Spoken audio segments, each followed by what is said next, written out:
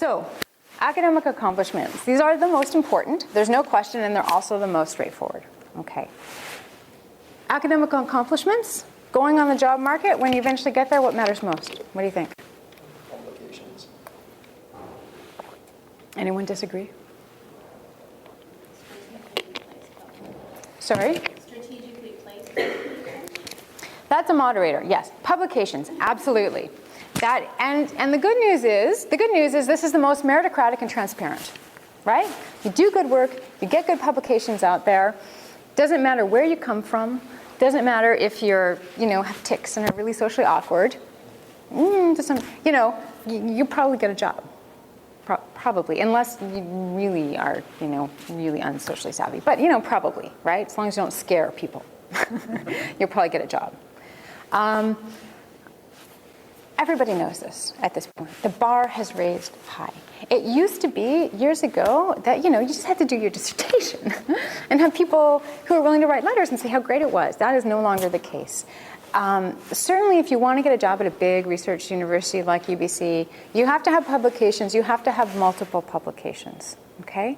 One publication, unless it's in like the absolute top journal of your field, and it's, preferably your first author or sole author, it's not likely to get you a job, unless you're in some really esoteric sub-area where there's actually not a very strong applicant pool. So you need to think about what do you need to do to get those publications. I know there's another talk about publishing, so I'm not going to go too much into it. But just a couple of general points here. First of all, publications take a long time. I think students often don't realize how long it takes to get something in print, okay?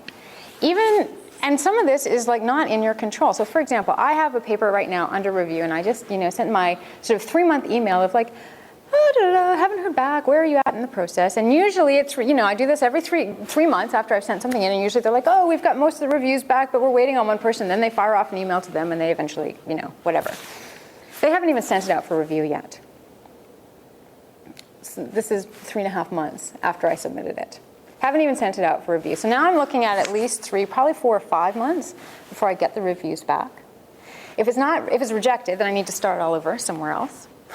If it's not rejected, often you always have to make some revisions. It may be a revise and resubmit, so you don't even have a commitment that that's going to be published.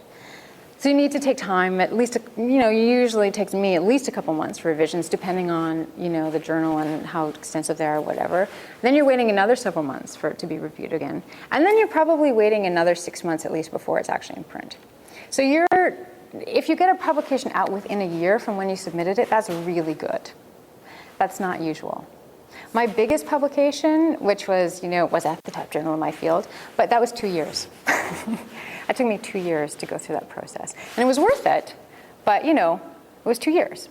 And so a couple of things you need to keep in mind with this. So first of all, you have to assess the risks and ask people, because sometimes it's hard to see about our own work, of like, where should I aim? Do you have any suggestions about where I should submit this? Okay?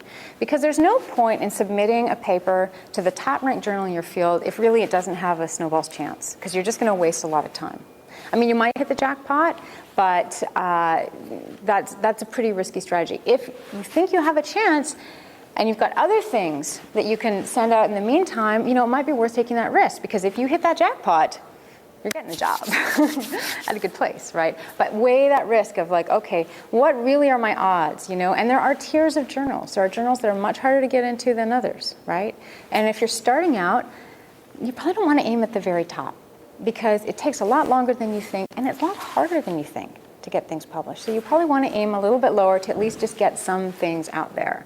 And then as you learn the rules, you learn the ropes, you get better at knowing what needs to be done in what ways in order to get things published, you can start aiming higher, okay? Look for opportunities to co-publish with faculty, Ideally, you want to have at least one publication that's your own, that's single-authored, or that you're the first author on. But again, it can be a really useful learning experience to co-publish with faculty who have good publication records themselves, to sort of learn how you do that, how you get through, right? I mean, I did that. I co-published 2 papers with someone in my department who was not my advisor, who was somebody, a different person.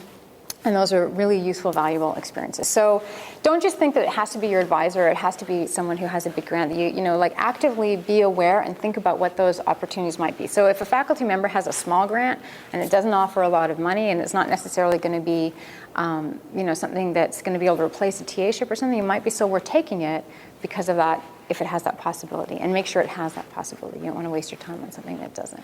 So it takes a lot of time. Figure out where to aim. Look out those RA possibilities and get feedback.